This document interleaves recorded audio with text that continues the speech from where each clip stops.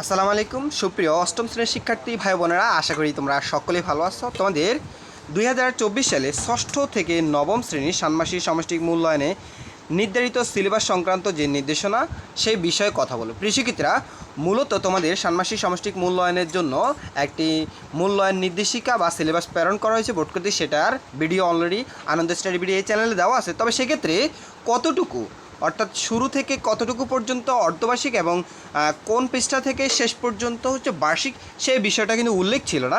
তো এখানে আজকের এই নোটিশের মাধ্যমে তারা এখানে এই বিষয়টাও স্পষ্ট করে দিয়েছে। আমি তোমাদেরকে সেই বিষয়গুলো দেখিয়ে দিচ্ছি।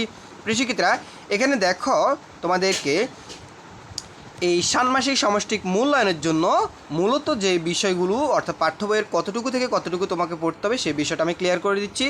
ধরো তুমি অষ্টম শ্রেণীতে পড়ো, অষ্টম শ্রেণীর শিক্ষার্থী, তোমাদের এই অষ্টম শ্রেণীর শিক্ষার্থীদের বাংলা সাবজেক্টটি তোমাকে পাঠ্যপুস্তকের শুরু থেকে 102 পৃষ্ঠা পর্যন্ত যে একক কাজ বা দলগত কাজগুলো রয়েছে, অর্থাৎ যে পূর্বের যে সিলেবাসটি আমি তোমাদেরকে দেখিয়েছিলাম সেই সিলেবাসের কাজগুলো তোমাকে কমপ্লিট করতে হবে। ঠিক আছে, এটা হচ্ছে তোমার 102 পৃষ্ঠা পর্যন্ত এটা সীমাবদ্ধতা।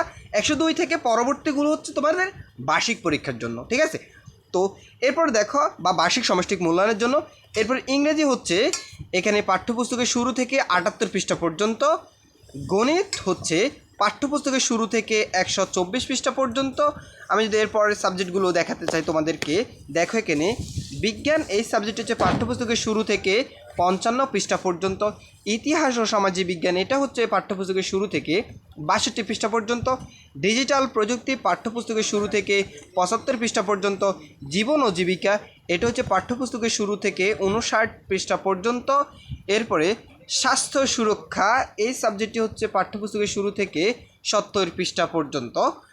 এরপরে দেখো এখানে শিল্প সংস্কৃতি এইটা হচ্ছে পাঠ্যপুস্তকের শুরু থেকে 59 পৃষ্ঠা পর্যন্ত। ইসলাম শিক্ষা হচ্ছে 72 পৃষ্ঠা পর্যন্ত।